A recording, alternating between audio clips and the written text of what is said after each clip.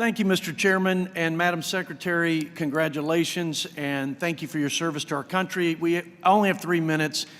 I'd love to dialogue with you, but in the interest of time, I'm going to share observations and deep concerns about the President's and this administration's massive tax and spend proposals. I would say, taken all together, it is a major unforced surrender of America's economic prowess.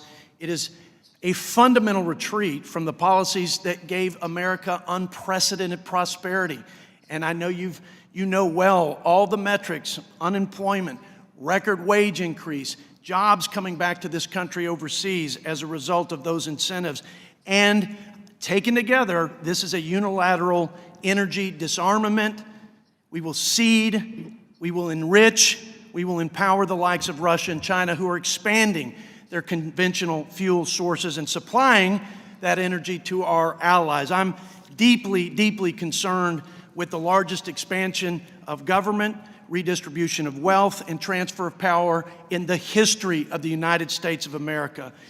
You mentioned a couple of phrases I'd like to key on. One was a stronger economy. The other was fairer tax code.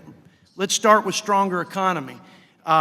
I don't think Americans have to have a PhD or be experts in monetary or fiscal policy to know that when you're subsidizing people to the point that they're incentivized to stay on unemployment instead of going back to work, there's no surprise we have a labor shortage. We can't get people back to work. Small businesses are suffering.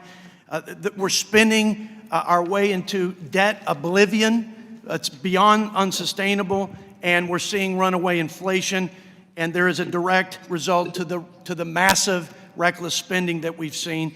We're also full-on assault now on our bread and butter, our lifeline, and the lifeblood of this economy in terms of oil and gas.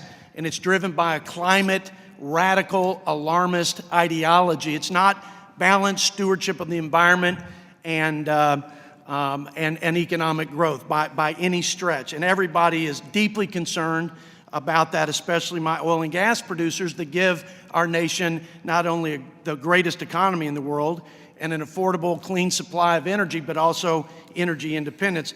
But let me key on fairness in the last remaining seconds.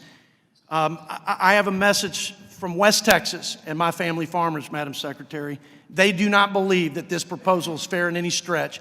What you're going to do, if you pass this repeal of stepped-up basis, doubling the capital gains tax, you will have the largest fire sale of farm equipment and farming operations in the history of the United States. They simply can't afford it, Madam Secretary. What do I tell them about the fairness of the tax code in that regard? And I yield back.